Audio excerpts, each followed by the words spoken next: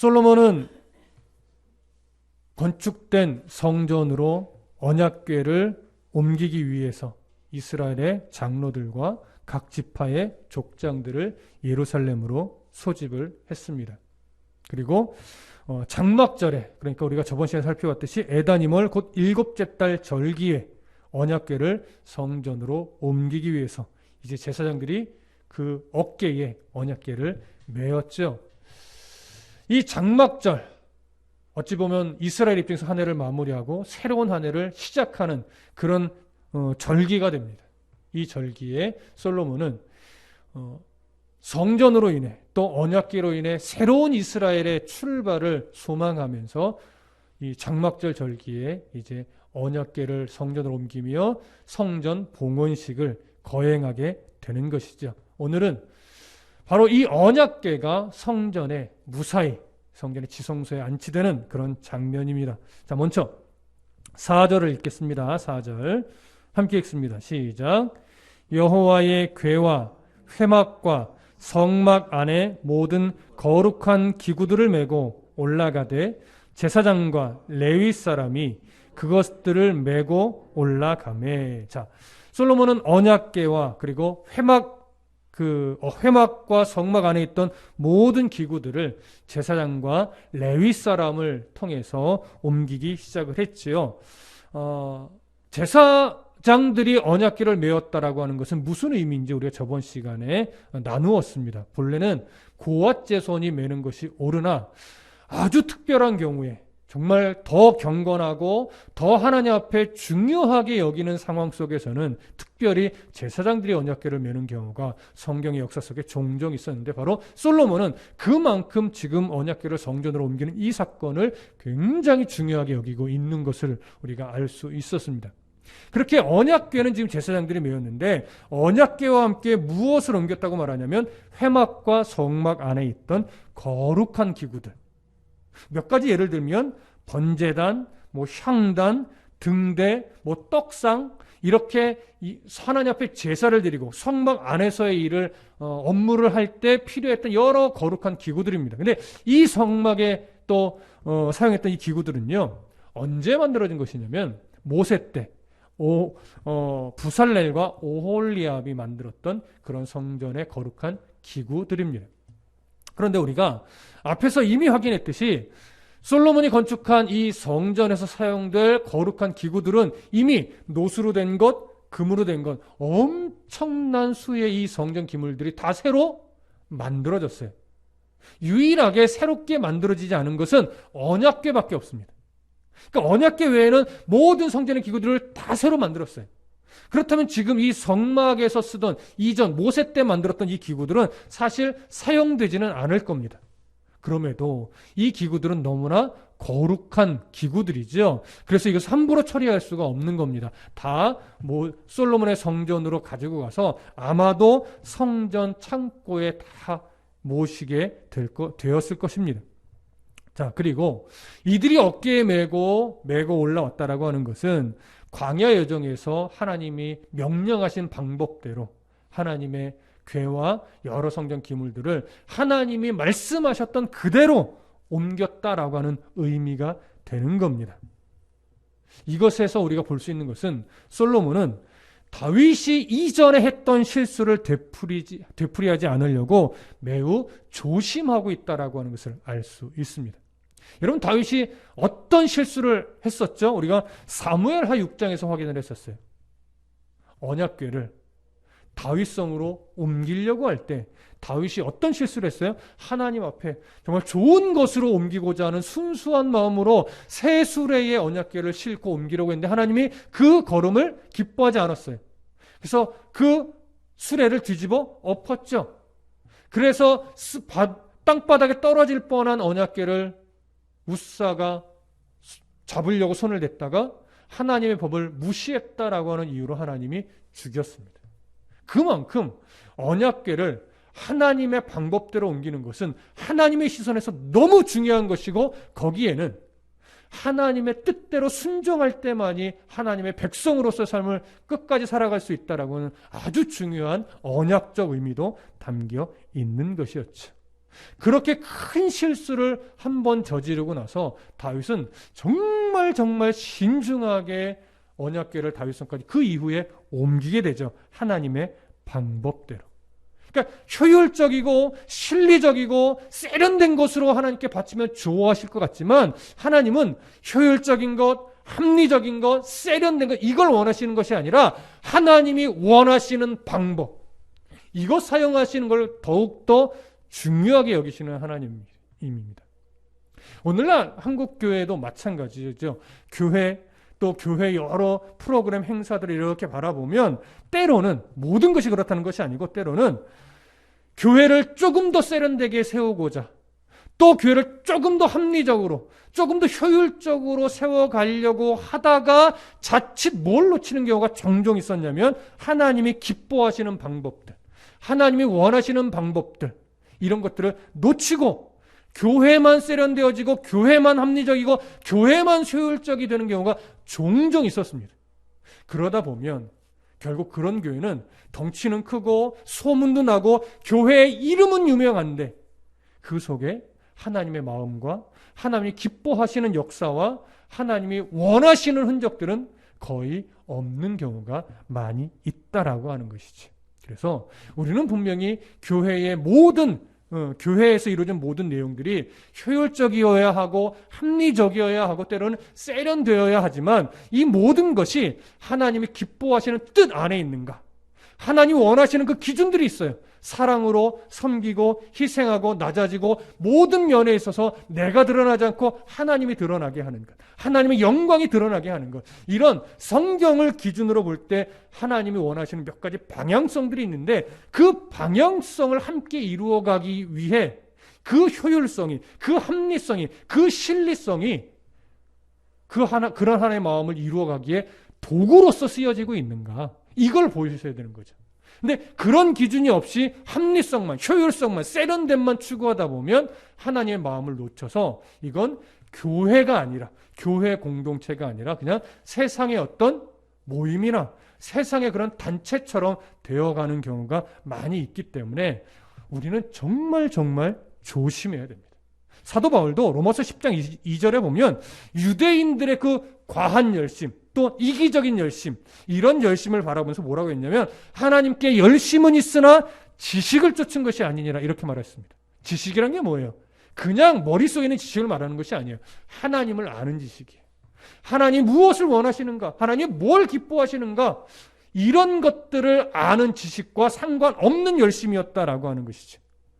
정말 코로나가 장기화되는 있는 이 시대에 교회가 좀 깊이 새겨야 할 말씀일 겁니다. 성도의 열심보다 더 중요한 건 하나님의 마음에 합한 겁니다. 무엇을 하느냐가 보다 더 중요한 건 하나님의 마음에 합한 무엇인가를 하고 있느냐라고 하는 것이죠. 그래서 때로는요, 무엇을 하는 것보다 때로는 무엇을 하지 않는 게 더 좋을 때도 있습니다. 어찌 보면 오늘날은 교회가 무엇을 해야 하는 시대가 아니라 무엇을 하지 않는 시대가 더 필요한 시대인 것 같습니다. 누구를 위해서? 하나님의 영광을 위해서. 근데 잘못된 열심이, 지나친 열심이, 왜곡된 열심이 하나님의 이름을 걸고 세상에 자꾸 나오면서 하나님의 영광을 드러내는 것이 아니라 하나님의 영광을 가리우고 있어요. 그래서 지금 교회가, 목회자가, 성도가 분별력 있게 정신을 차려야 돼요. 무엇을 근거로? 하나님의 말씀을 근거로. 하나님 무엇을 원하시는가? 세상 속에서 교회가, 세상 속에서 목회자가, 세상 속에서 성도가 어떤 역할을 하기를 원하시는지 잘 분별해서 무엇을 열심히 한다, 이 차원에 자꾸 매이지 말고 어떻게 해야 하나님의 영광스러운 흔적이 드러날까? 어떻게 해야 하나님의 영광스러운 그 아름다움이 드러날 수 있을까? 이거를 고민해야 돼. 이걸 놓치면 그냥 하나의 단체, 때로는 급진적 단체, 때로는 과한 단체, 이런 단체밖에 될 수 없는 겁니다. 우리가 조금 더 가슴 깊이 오늘 하나님의 방법대로 이 언약궤로 옮기려고 노력하고 있었던 솔로몬의 마음을 좀 깊이 새길 수 있기를 소망합니다. 8장 5절 함께 읽습니다. 시작. 솔로몬 왕과 그 앞에 모인 이스라엘 회중이 그와 함께 그 궤 앞에 있어 양과 소로 제사를 지냈으니 그 수가 많아 기록할 수도 없고 셀 수도 없었더라. 자, 언약궤를 옮길 때 솔로몬은 하나님 앞에 많은 양의 소와 양으로 제사를 드렸다고 합니다. 여기서 제사를 드렸다라고는 이 표현을 잘 살펴보면 언제 드린 제사일까에 대한 가능성이 두 가지가 있어요. 첫 번째는 언약궤를 옮기는 과정 중에 제사를 드렸다는 의미가 될 수도 있고, 아니면 언약궤를 다 옮긴 이후에 드려진 제사일 수도 있습니다. 두 가지 가능성이 다 있는데 본문 안에서 조금 더 가능성 있는 그 의미를 찾아보자면 제사를 지냈으니 라고 하는 표현이 중간에 나오죠. 양과 소로 제사를 지냈으니. 자, 이 제사를 지냈다라고 번역된 히브리어가 뭐냐면 자바흐라고 하는 단어인데, 죄송합니다. 문법적으로 보면 분사 형태예요. 분사 형태가 어떤 의미냐? 분사 형태는 아실 필요 없어요. 현재나 과거의 어떤 지속적인 동작을 표현할 때 사용하는 거예요. 그러니까 지금 여기서 제사를 지냈다라고 한 건 한 번 제사를 드렸다는 것이 아니라 뭔가 반복적으로 여러 번 드렸다라고 하는 거예요. 그러면 어느 때 여러 번 드렸다는 걸까요? 상황적으로 보면 언약궤를 옮기는 과정에, 지성소로 옮겨가는 과정에서 제사 드리는 행위를 반복적으로 여러 차례 했다라고 하는 거예요. 반복적으로 여러 차례 하는 가운데 하나님 앞에 드려진 제물의 수가 많다는 얘기예요? 적다는 얘기예요? 셀 수 없이 많다는 얘기예요. 그럼 생각해 보십시오.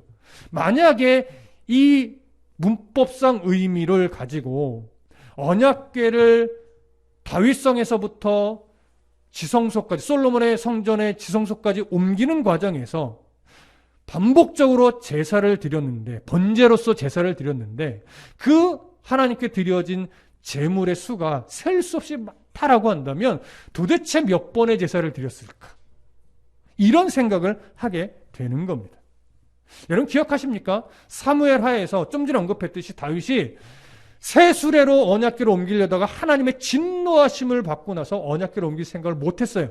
그래서 임시로 오베데돔의 집에 보관을 했다가 오베데돔의 집이 복을 받자 이제 하나님이 언약궤를 옮겨도 된다라고 허락하시나 보다 이렇게 마음을 여기고, 이번에는 하나님의 방법대로 옮겨야지 해서 이때도 제사장들이 어깨를 메고 오베데돔의 집에 의해서부터 다윗성까지 언약궤를 옮겨가는데, 본문에 보면, 사무엘 하에 보면 6걸음마다 제사를 드리며 옮겼다라고 정확하게 기록을 하고 있고, 문법적으로 봐도 계속 반복적인 동작의 행위로서 기록을 하고 있어요. 문법적인 의미로 봐도. 그래서 우리가 6걸음 걷고 하나님 앞에 번제를 드리며 이 걸음을 기뻐 받으셨는가 확인하고, 왜냐하면 웃사가 죽었던 것처럼 누군가 죽으면 이 걸음을 하나님 기뻐 받지 않으신 증거가 되기 때문에.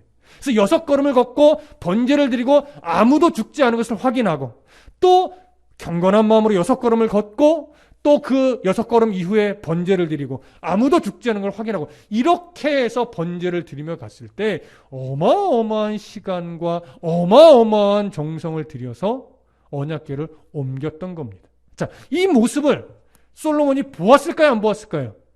당연히 봤죠. 당연히 보고 그 마음에 왜 우리 아버지 다윗이 저렇게 언약궤를 옮겼을까 이 고민도 했겠죠. 물어도 봤겠죠. 때로는 아버지가 설명도 해 주었을 가능성도 있습니다.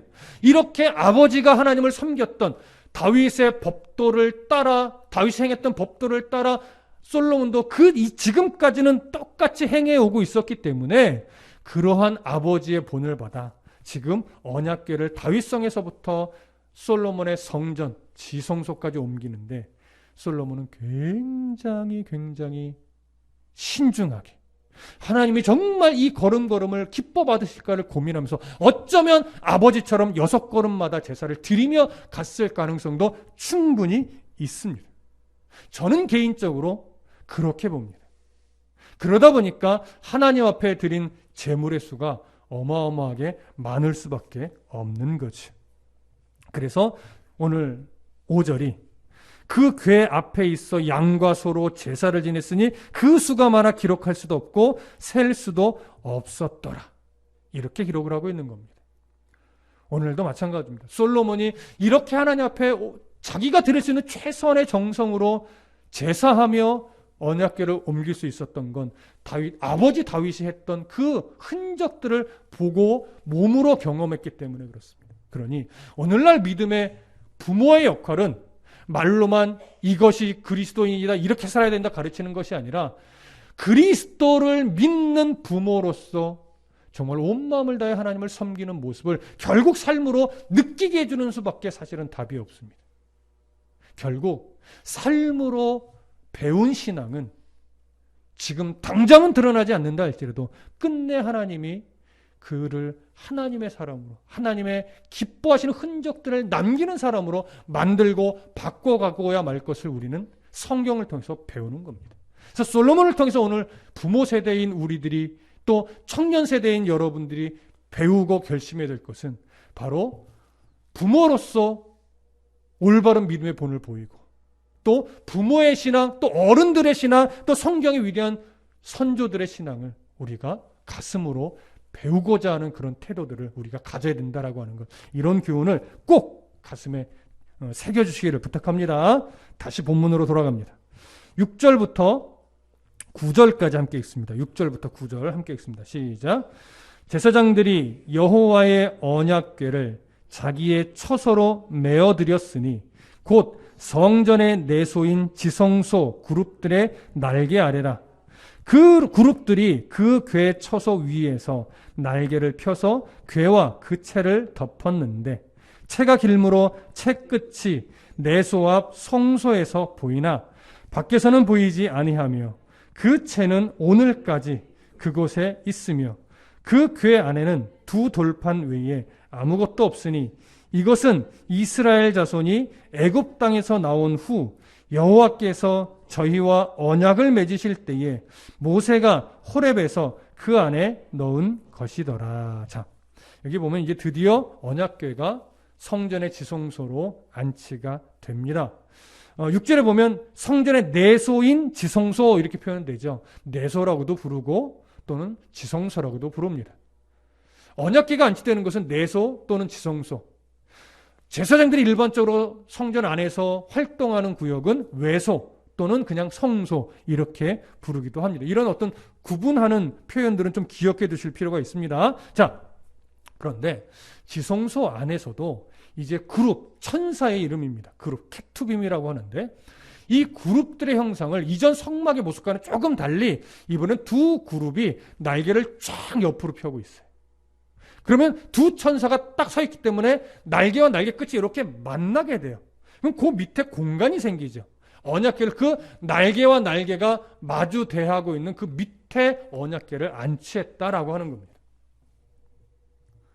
자, 이렇게 그룹 천사들의 날개 아래에 언약궤가 안치된 것은 기본적으로 어떤 상징적 의미를 갖고 있냐면 하나님의 궤, 하나님의 임재의 상징이 되는 것이죠. 하나님의 임재의 상징인 그 지성소에 바로 하나님의 거룩한 장소임을 일단 구별하는 겁니다. 금으로 치장돼서 거룩한 것이 아니라 하나님의 임재의 장소이기 때문에 이 자리는 거룩한 장소다라고 하는 것을 일단 구별하는 의미로서 그룹의 날개 아래에 하나님의 궤가 안치가 됩니다. 그리고 그렇게 거룩한 장소이기 때문에 인간이 부주의한 태도로 부주의해서 잘못하여 그 하나님의 궤 앞으로 접근하는 일을 막는다라고 하는 의미도 있습니다. 물론 이미 공간적으로 구분되어 있어서 함부로 들어가지는 못하죠. 하지만 그렇게 그룹 천사의 날개 아래에 구별하여 둔 것 자체가 부주의하게 죄인된 인간이 함부로 접근할 수 없다는 의미를 담아 둔 겁니다.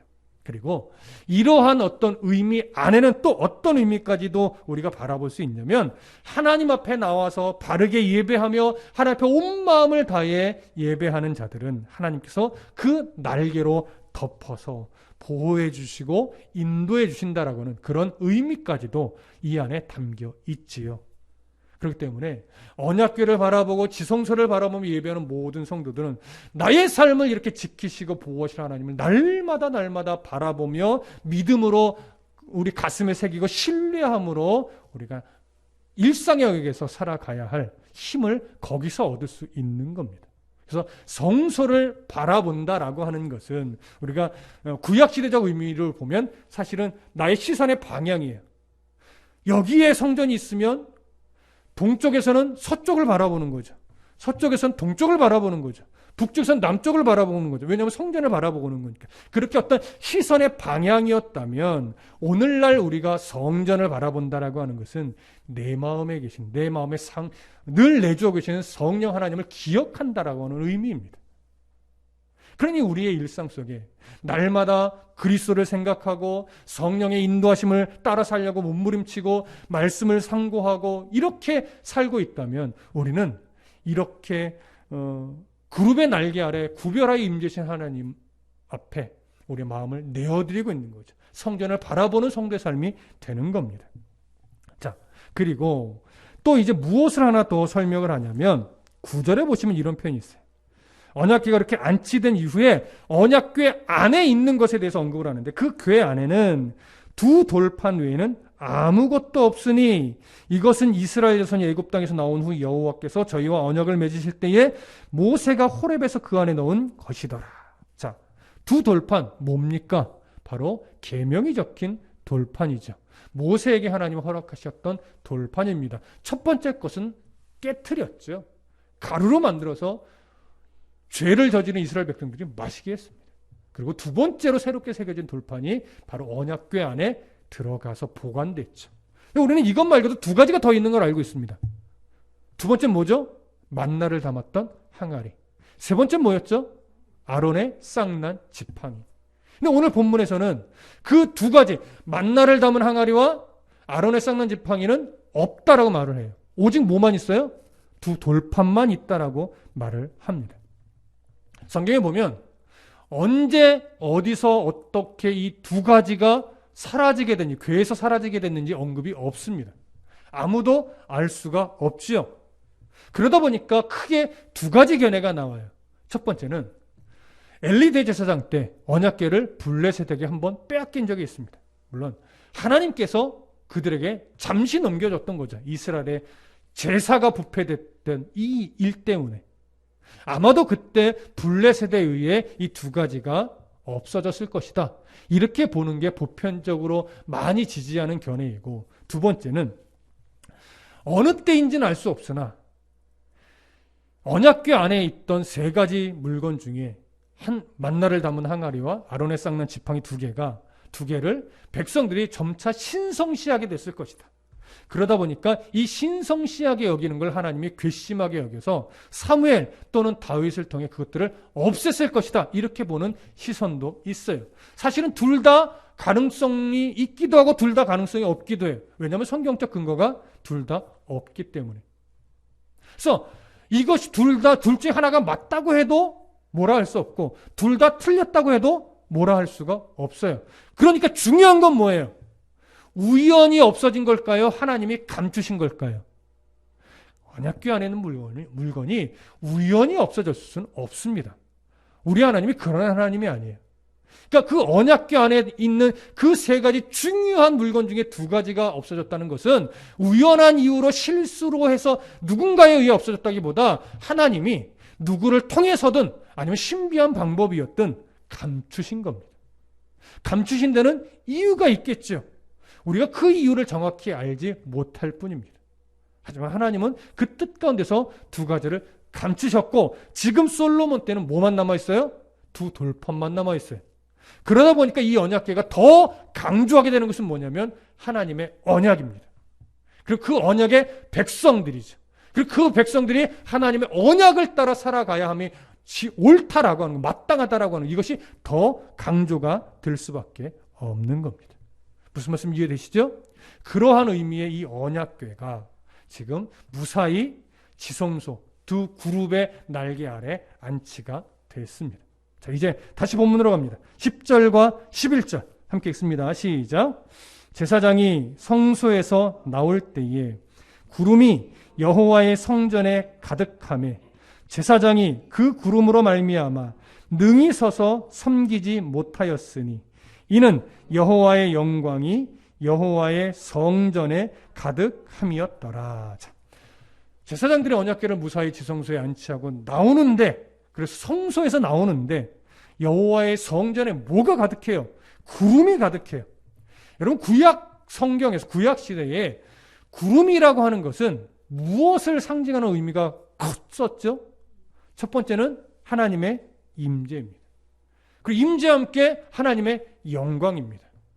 그러면 하나님의 임재를 상징하고 하나님의 영광을 상징하는 이 구름이 구약 성경에 주로 어느 상황에서 많이 드러났냐면 시내산과 출애굽의 여정에서 하나님이 임재하셨을 때, 모세가 시내산에 하나님의 계명을 받으러 올라갈 때도 그 시내산 위에는 구름이 가득했어요. 왜냐하면 하나님의 형상을 그래서 볼 수 없게 한 거죠. 이스라엘 백성들은 하나님이 정하신 어느 선 안으로는 더 이상 들어오지 못했고 오직 누구만 그 구름 안으로 들어갈 수 있었어요? 모세만. 그래서 유일하게 모세만이 그 영광 안으로 들어갈 수 있었던 거의 유일한 인물입니다. 그리고 또 언제 이 구름이 성경에서 드러났었냐면 모세가 천막으로 된 이 성막을 만들어서 하나님께 봉헌할 때도 그 천막으로 된 성전에도 이 구름이 가득했었습니다. 바로 그 천막으로 된 성전 안에 하나님의 임재와 하나님의 영광이 가득했었다라고 하는 그런 의미가 되는 거죠.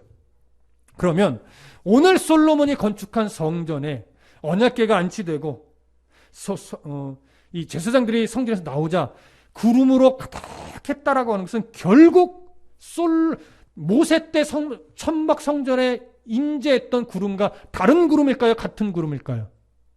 같은 구름입니다. 따라서 지금 솔로몬의 성전에 하나님이 임재하신 거죠. 그것도 충만하게, 자신의 영광을 그렇게 충만하게 드러내시면서 임재하셨습니다. 무슨 의미일까요? 바로 이 솔로몬이 건축한 성전을 하나님의 처소로 하나님이 승인하셨다라고 하는 의미가 되는 겁니다. 비로소 천막으로 된 이동식 성전의 시대에서 이제 바뀌는 거예요. 어떤 시대로요? 이동하지 않아도 되는 고정식, 건물로 된 고정식 성전으로 시대가 이제 바뀐 거예요. 더 이상 이스라엘은 유목민이 아니기 때문에 그렇습니다. 하나님이 약속한 가나안 땅에 이제 온전히 정착되었음이 이렇게 증거가 된 거예요. 이제 근데 보세요. 이제 역사를 조금 더 넓게 보면 우리가 지금 사도행전을 다시 강의하고 있으니까 오순절에 무슨 일이 일어났습니까? 성령의 강림이 일어났죠. 어디서 일어났죠? 우린 정리했어요. 보편적으로 마가의 다락방으로 생각했지만 수천 명이 외국어로 말하는 이 복음을 듣기도 하고 수천 명이 베드로의 설교를 듣고 수천 명이 세례를 받는 이 사건을 통해 볼 때 마가의 다락방일 수는 없습니다. 그리고 그날이 또 절기이기도 하고 그래서 그 오순절 절기에 마땅히 유대인들도 또 제자들도 성전에 가서 기도하기를 힘썼고 또 제사를 드리며 그 유대인의 습관을 따라 성전에 있는 것이 지극히 당연한 시간이었어요. 그래서 그 성전에서 120여 명의 제자들이 기도하는 중에 성령의 강림이 일어났고 그들은 성령의 충만을 따라 뭐 했어요? 외국어로 방언을 했지요. 무엇을 또 상징하는 의미가 있었냐면 건물로 된 성전의 시대에서 이제는 성전된 성도들의 교회 공동체, 그들이 세계 곳곳에 가서 복음을 전하며 이제 교회를 세워가게 되는 이러한 성전된 교회 공동체 시대로 또 전환됐음을 알리는 사건이었어요. 그래서 성전에서 성령 강림이 일어나는 것이 더 옳다라고 하는 것, 우리가 이미 사도행전 강해 때 나누었던 이야기입니다. 천막으로 된 성전 시대에서 솔로몬 때 건물로 된 성전 시대로 바뀌고 이제 예수님 승천 이후에 사도들 때 오순절 성령 강림을 통해 이제 그 건물로 된 성전의 시대가 성전된 성도 교회 공동체 시대로 또 바뀌어 간 것이죠. 이런 의미들을 우리가 이제 역사적으로 이렇게 이해를 해 갑니다. 그럼 다시 오늘 본문의 상황으로 돌아와서 솔로몬의 성전에 구름이 임함으로 말미암아 하나님의 영광이 얼마나 충만하게 가득했는지 성경은 이렇게 증언하죠. 제사장이 그 구름으로 말미암아 능히 서서 섬기지 못하였으니 그만큼 하나님이 기쁘게 승인하신 거고 하나님이 자기 처소로 삼아 주셨음이 증거된 겁니다. 비로소 이렇게 하나님이 임재하여 주시고 승인해 주심으로 말미암아 건물이, 잘 들으세요, 건물이 성전이 된 겁니다. 비로소 이제 성전으로서 역할을 할 수 있는 자격이 생긴 거죠. 만일 하나님이 그 솔로몬이 건축한 성전에 구름으로서 임재하지 않으셨다면 솔로몬이 건축한 그 성전은 성전일까요? 그냥 건물일까요? 그냥 건물입니다. 아무리 화려하게, 아무리 비싼 재료를 멋지고 웅장하게 건축해냈다 하더라도 하나님의 임재가 없으면 그건 그냥 건축물이에요. 성전이 될 수 없습니다. 따라서 화려함이 중요한 것이 아니라, 비싸냐 안 비싸냐가 중요한 것이 아니라 천막 성전처럼 하나님이 임재하시고 하나님이 그곳을 승인했느냐 안 했느냐, 이것이 가장 중요한 겁니다. 마찬가지로 오늘날 교회도 세를 내는 교회든 건축된 교회든 아무 상관이 없습니다. 가장 중요한 건 뭐예요? 하나님이 임재하여 우리의 예배를 기뻐 받으시는 교회인가? 그 교회의 예배의 대상이 정말 하나님이 맞는가? 나의 예배의 대상이 정말 하나님이 맞는가? 목회자의 설교는 정말 하나님의 말씀을 대언하는 설교인가? 이게 가장 중요하죠.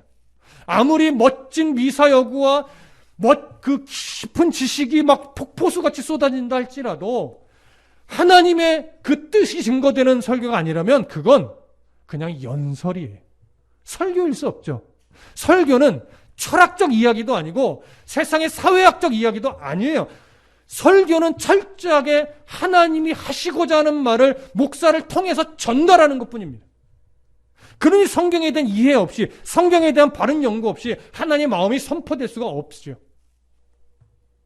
강단에서 하는 설교도 하나님의 마음이 담겨있지 않으면 그건 연설일 뿐인데 우리들의 예배도 마찬가지입니다.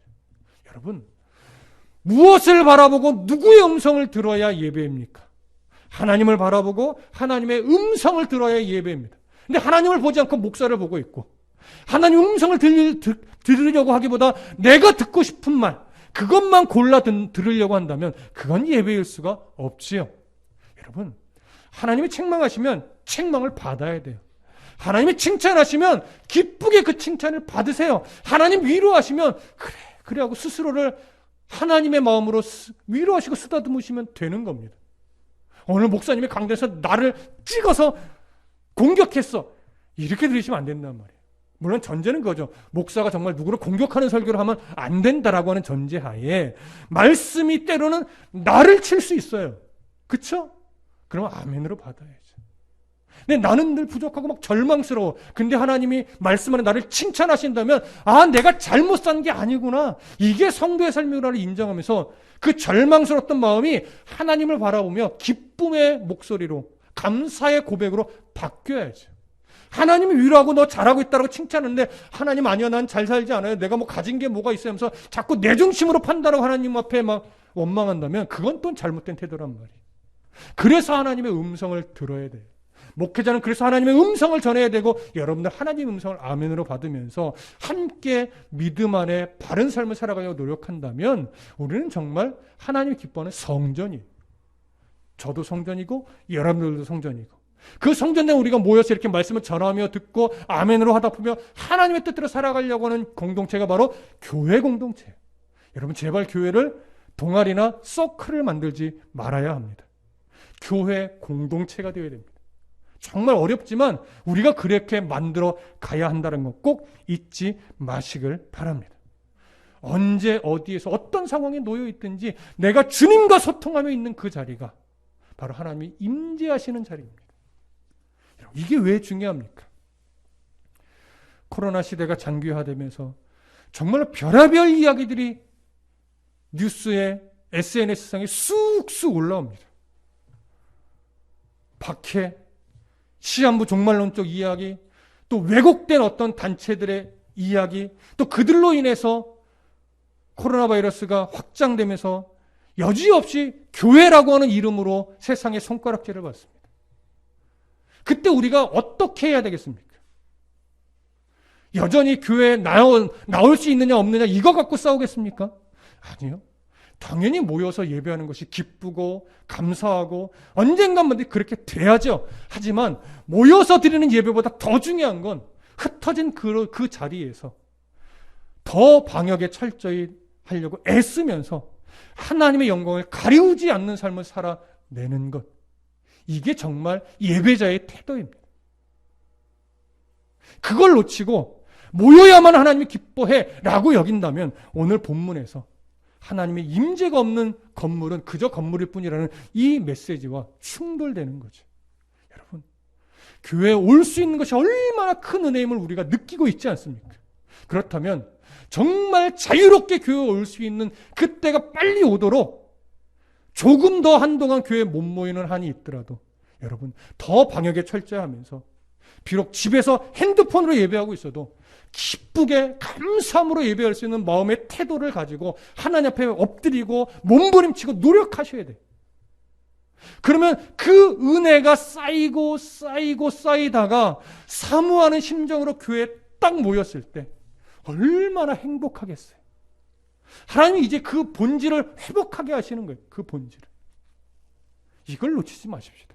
그래서 모이는 게 자꾸 목적이 되지 마시고 언제 어디에 있든지 내가 하나님의 성전이 되어 있는 것, 내가 하나님의 성전으로서 더 하나님의 영광이 충만하게 거하는 것, 이것이 더 초점이 되고 중심이 되셔야 돼요.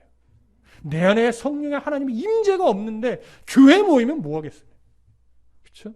하지만 내가 이렇게 교회 모이는 것이 자유롭지 않아 답답한 이때에 내가 어느 곳에 있든지 하나님의 은혜로 가득 차려고 노력하고 그런 마음을 하나님이 위로하시사 은혜로 채워주시고 채워주신다면 그런 은혜들이 성전에 모였을 때는요 정말 폭발적인 영적 부흥의 현장이 될 거예요.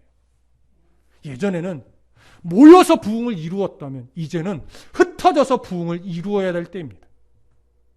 흩어진 그 자리가 부흥의 역사가 될 수 있도록 여러분 잘 살아내 주시기를 소망하고 축복합니다.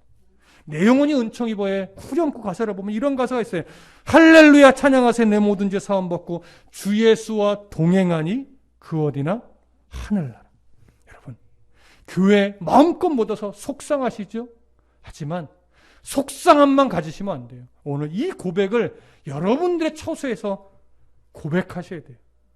할렐루야 찬양하세 내 모든 죄 사함 받고 주 예수와 동행하니 그 어디나 하늘나라.